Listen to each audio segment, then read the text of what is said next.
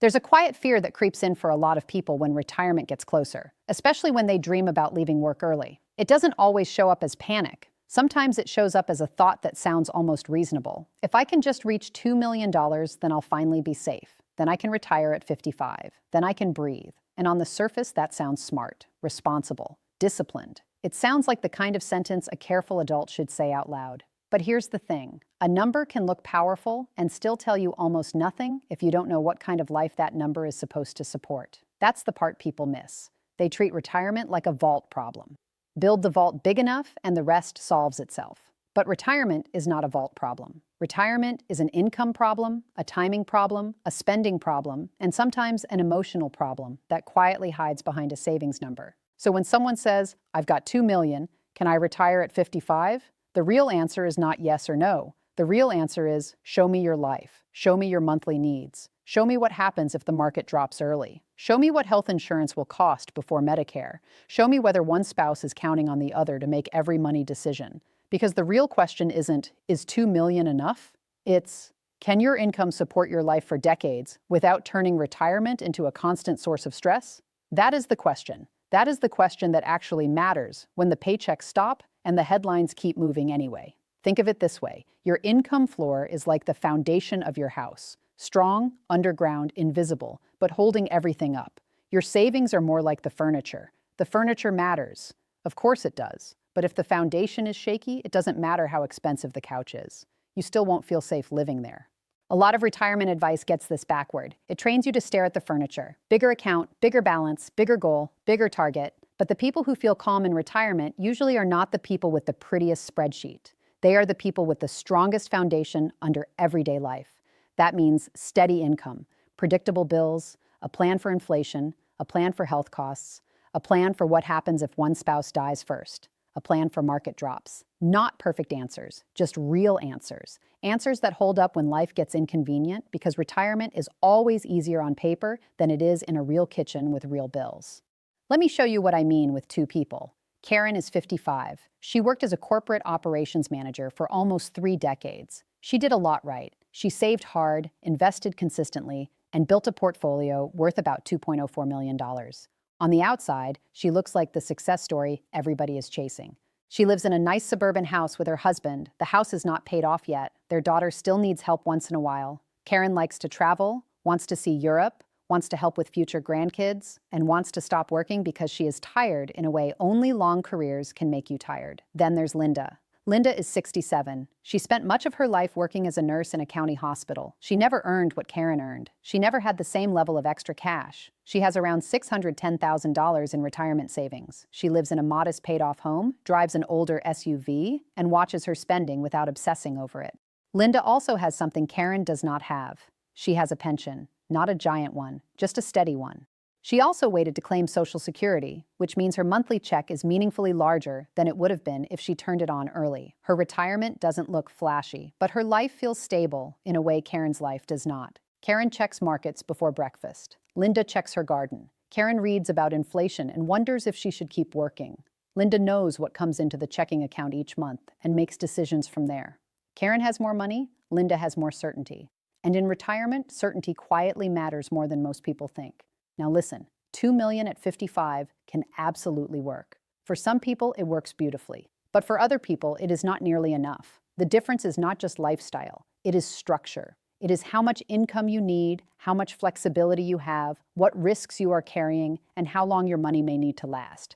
Retiring at 55 changes the whole game because it stretches the timeline. You are not funding 10 or 15 years. You may be funding 35 years, maybe longer. That means more time for inflation to erode buying power, more time for health costs to rise, more time for markets to hand you bad years, and more time for life to surprise you. Think about a long road trip. A full tank feels wonderful when you first leave the driveway. But whether that tank is enough depends on distance, terrain, weather, detours, and how hard you are driving the car. 2 million is like the full tank. It feels impressive at the start, but the trip is what determines whether it was enough. That's why the big number myth fools so many smart people. The myth says if the starting number is big enough, you're done thinking.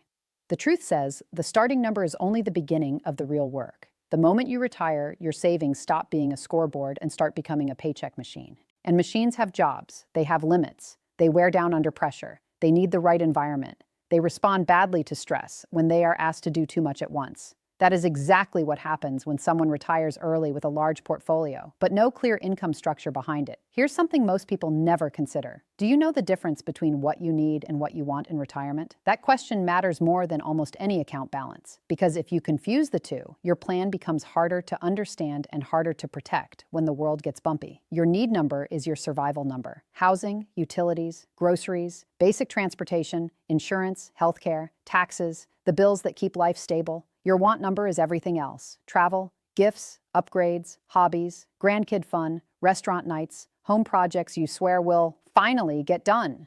Both matter, but they should not be treated the same. When people say they need $80,000 a year, sometimes they really mean they need 55 and want 25 more. That difference is not small. That difference is flexibility. It means if markets fall, you have room to bend without breaking.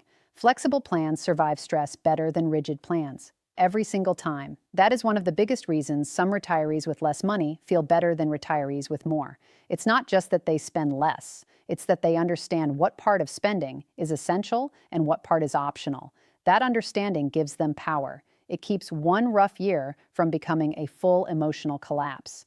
Now let's talk about Social Security, because this is where early retirement planning quietly changes shape. Most people can claim at 62. Full retirement age for many workers is 67, and if you wait until 70, the monthly benefit is bigger still. The jump can be meaningful, especially for couples and especially over long retirements. If you claim at 62, your monthly benefit is reduced compared with full retirement age. If you wait past full retirement age, the check grows until age 70. A lot of people know that in a vague way. What they don't always understand is what that bigger check does to the rest of the retirement plan. A larger Social Security check means your portfolio does not have to do every bit of the work forever. It means part of your budget can be carried by income that keeps showing up. It means you may need to withdraw less from savings later. It means your spouse may have stronger survivor income if you are the higher earner. Think of Social Security not as an endpoint, but as a safety net, one you paid into your whole life, one that's designed to catch you when you need it most. The stronger that net is, the less pressure lands on your investments. And less pressure often leads to better retirement decisions. Karen knows that if she retires at 55, she still has years before Social Security even enters the picture. That gap matters. She also knows that if she claims early at 62, the future monthly check will be smaller for life. That may or may not be worth it, depending on her spending, health, marriage, and stress tolerance. Linda looked at it differently. She waited longer. Her bigger monthly benefit now covers more of her basic life. That means her savings can act as support instead of oxygen. It also means if her husband dies first, the surviving household has a stronger income stream to lean on. That is not a side detail. That is real planning. People avoid that because it feels heavy. I get it. But ignoring it doesn't protect you. It just delays the discomfort and sends it into the future, where it may show up at the worst possible time. Retirement choices are often survivor choices wearing a nicer outfit. You want to see that clearly before decisions are locked in. And while we're here, let's talk about pensions, because they are deeply misunderstood. If you have a pension, even a modest one, you may be standing on a stronger financial foundation than you realize. The reason it feels small is because you can't swipe an app and watch it bounce around like a portfolio. But that steady monthly check is powerful, quietly powerful. It may take a very large investment balance to create the same kind of dependable income on your own. So when someone says, I only have $600,000 saved, but they also have a pension and strong Social Security, that only may be badly misleading. Linda understands this. Her pension is about $2,250 a month, not a viral internet number, not something people brag about at dinner, but in her house it matters. Add her delayed Social Security check, and a large chunk of her core bills are already covered before she touches a single dollar of savings. That changes the emotional experience of retirement. Her account balance can rise and fall, and she notices, but she doesn't panic. The lights still come on. Groceries still get bought. Her prescription refill does not depend on what the market did on Tuesday. That is the kind of stability people with bigger portfolios often envy. Karen, on the other hand, has no pension. Her investment accounts are impressive, but if she walks away from work at 55, those accounts become everything. They become the grocery budget, the mortgage payment, the travel budget, the insurance budget, the help for family budget, and the future safety margin all at once. That is a lot to ask from one pile of money, especially in the early years. And the early years matter because of something called sequence of returns risk. I know that phrase sounds dry, so let me make it plain. It's the risk that bad market returns hit early in retirement, right when you've started taking money out. Imagine carrying buckets of water up a hill. If the hill is steep right at the beginning and some of the water spills immediately, the whole trip gets harder. Even if the hill flattens later, you lost valuable water when you were least prepared to lose it. That's what early bad returns can do to a retirement portfolio. The market may still average out over a long stretch, but your retirement doesn't live in an average. It lives in a sequence. A bad first 5 years can hurt much more than a bad later 5 years because withdrawals are happening at the same time the portfolio is trying to recover. Timing matters a lot. This is one reason a big number can give false confidence. People say, if I average 7%, I'm fine. But the real world is not that smooth. You might get negative returns early, stronger returns later, and still feel squeezed because you were pulling money out during the worst stretch. That is not theory. That is math in motion. There are people who could live on less than they do, but don't feel safe enough to spend because everything depends on a portfolio. There are also people with modest savings who spend more freely because their essentials are covered by pension and Social Security. Same economy, same inflation, different design, different emotional outcome. And yes, inflation matters a lot. Inflation is like an ice cube in the sun. It doesn't melt all at once. It quietly softens the edges of your plan. It nudges grocery bills higher. It lifts insurance premiums. It raises repair costs. It makes small routines cost more than they used to without asking your permission first. If you retire at 55, inflation gets extra time to work on your life. 10 extra years before age 65. 15 extra years before 70. That does not mean early retirement is a mistake. It means your plan needs room. It needs a margin. It needs to be able to absorb rising costs without forcing you into constant defensive behavior. This is one reason Social Security matters more than people give it credit for. Benefits have cost of living adjustments. They are not perfect. They do not cover every inflation shock in your actual personal life. But they do mean some portion of your income can rise over time instead of sitting frozen while prices keep climbing. That is a real difference. A portfolio withdrawal plan must fight inflation with spending increases, investment growth, or both. A Social Security payment, at least, has a mechanism built in to help keep pace over time. That makes it more valuable than people think when they only look at the starting monthly check. Trust matters. A plan you don't trust is a plan you will struggle to live with. You will underspend when you could enjoy life. You will panic when the market dips. You will compare yourself to strangers. You will delay good experiences because you're waiting to feel sure. And many people never get that feeling because they never built for it. This is also where expense underestimation quietly enters the picture. People are often too optimistic about what retirement will cost, especially early retirement. They imagine slower days and lower spending. Sometimes that happens, but a lot of people retire and discover they finally have time to do the very things that cost money. More dinners out, more trips, more home improvement projects, more driving, more gifts for family, more hobbies, better seats, better food, a second dog, a gym membership they finally use. None of that is irresponsible, but if the retirement budget was built around an unrealistically stripped-down lifestyle, the tension shows up fast. There's another early retirement cost people gloss over, and that is health insurance before Medicare. If you retire at 55, you are crossing a gap. That gap can be expensive. It can also be unpredictable. Premiums, deductibles, out-of-pocket costs, and the way income interacts with coverage can make those years more important than people expect. That doesn't mean you shouldn't retire early. It means your plan needs to treat those years honestly, not as an afterthought, not as a little line item. Those years are part of the design. If they are ignored, the rest of the math becomes less trustworthy, and trust is already hard enough to build. Now here's something deeper. Retirement is not only a money transition, it is an identity transition. If you leave work at 55, you are also leaving routine, structure, and often part of your sense of usefulness. That can affect spending more than people realize. Unstructured time can quietly become expensive time.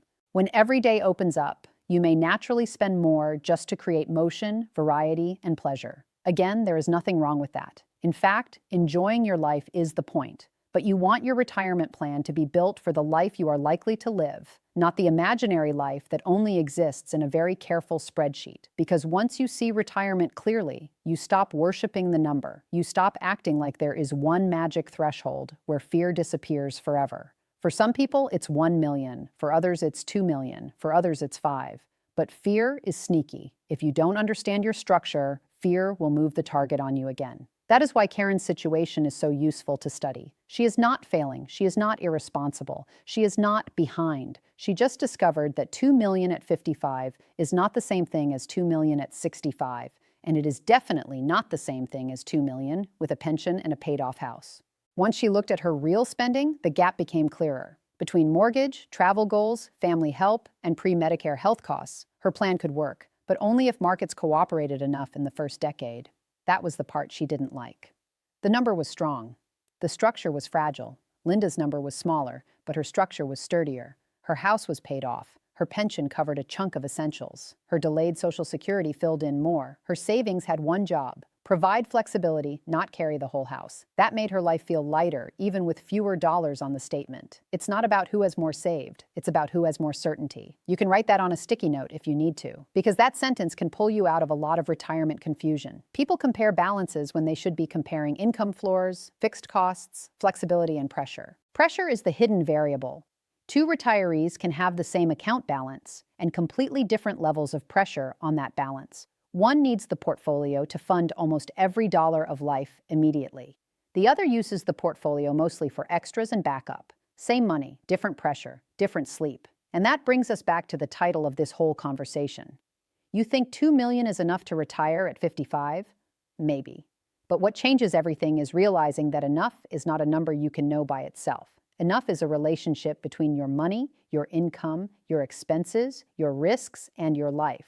If you still enjoy some parts of work, even 1 or 2 more years can transform the plan. Fewer years of withdrawals, more savings, more time for your portfolio to grow, less pressure during the early retirement window, potentially a later Social Security claim, potentially a paid-off mortgage. Those are not tiny changes. They are powerful. And if full-time work feels unbearable, remember, there is a middle ground.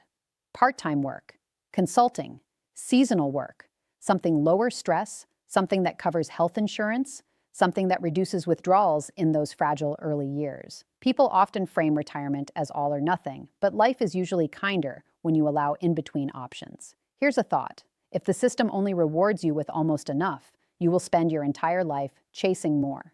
How does that make you feel? Because that is what happens to a lot of people. They keep moving the target because they think peace lives on the other side of one more milestone. But peace does not come from an abstract milestone. It comes from clarity. It comes from understanding what your money can actually do under real conditions. It comes from knowing which risks matter and which ones are just noise. It comes from building a plan you can explain in plain English without needing to impress anyone. So let's make this practical. First, get brutally clear on your essential monthly expenses. Not what you hope they are, not what they were 5 years ago, not what some article said the average retiree spends. Your number, your house, your taxes, your insurance, your food, your transportation, your real life as it stands right now. Second, separate needs from wants. That is not about shrinking your life. It is about protecting it. If the market gives you a rough stretch, you need to know what can bend and what cannot. Flexibility is one of the most valuable assets in retirement, and many people don't realize they have it until they define it clearly. Third, map out your future income floor. Pension if you have one. Social Security at different ages. Part-time work if you want it. Rental income if it is reliable. Anything steady. What portion of your core life is covered before the portfolio enters the conversation? That is the foundation. That is where calm begins. Fourth, stress test the plan. What if markets fall early? What if inflation stays sticky? What if one spouse dies first? What if health costs run higher? What if you want to spend more in your 60s than you expected? A plan that only works in perfect weather is not a plan. It is a hope dressed up as a strategy. Fifth, treat Social Security timing like a major design choice, not a side note. Claiming at 62, 67, or 70 changes the shape of future income. It changes withdrawal pressure. It changes survivor protection. It changes how much confidence you may feel later. The question isn't what your neighbor did. It's what best fits your household. Sixth, do not ignore taxes. Retirement spending is lived in after-tax dollars. If most of your money sits in traditional retirement accounts, withdrawals may be taxable. If you sell investments, taxes can matter. If income rises later, Medicare costs can be affected. You don't need panic here. You need awareness. Awareness saves people from bad surprises. Seventh, if you are married, make sure both people understand the plan. Both. Not one person who carries all the knowledge and one person who says he handles that, or she knows all that stuff. A good retirement plan should still make sense if one person has to manage alone. That is not just smart, it is kind. Let that sink in. Kindness belongs in retirement planning. So does honesty. So does realism. People act like careful planning is cold, but it's the opposite. Clear planning is loving. It protects your future self. It protects your spouse. It protects your ability to enjoy the years you worked so hard to reach. Stop measuring yourself against everyone else. Start focusing on what truly gives you freedom. That might be a paid-off house. It might be a pension. It might be a larger Social Security check later. It might be a smaller spending footprint than you assumed. It might be part-time income for a few years. Freedom comes in more than one form, and please remember this. There are people with 2 million who are too scared to retire. There are people with 700,000 who feel fine. There are people with 1 million who are one market drop away from panic. And there are people with modest savings who feel steady because the basics are already covered. That does not mean saving more is bad. Of course not. Savings matter. Assets matter. Building wealth matters. But assets without structure can still produce anxiety. That is the part glossy retirement talk often leaves out. It gives you numbers without context and dreams without a map. You deserve better than that. You do not need perfection to have a successful retirement. You do not need the perfect market, the perfect claim date, the perfect spending pattern, or the perfect amount saved. What you need is awareness, clarity, and the willingness to face the real numbers so you can make real decisions before life makes them for you. Because when you understand your income, when you understand your expenses, when you understand how your plan behaves under stress, something shifts. You feel more in control, more grounded, less likely to chase random advice, less likely to panic over headlines, more able to build a retirement that feels like a life instead of a gamble. So if you are 55 and staring at $2 million, here is the truth. You may be in great shape. You may need a few changes. You may need more time. You may need less spending. You may need stronger guaranteed income later. But the number itself is not your answer. It is only the raw material. The answer comes from design, from income, from timing, from flexibility, from understanding what part of your plan is solid and what part is vulnerable. That's what changes everything, not the balance alone, not the headline number, the clarity behind it. If this gave you a new perspective, if it made you think differently, even just a little, then subscribe. The more clarity you build now, the stronger your future becomes. And if you take nothing else from this, take this. Retirement isn't about proving you've won some money contest. It's about building a life your income can actually support, with enough confidence left over to enjoy it.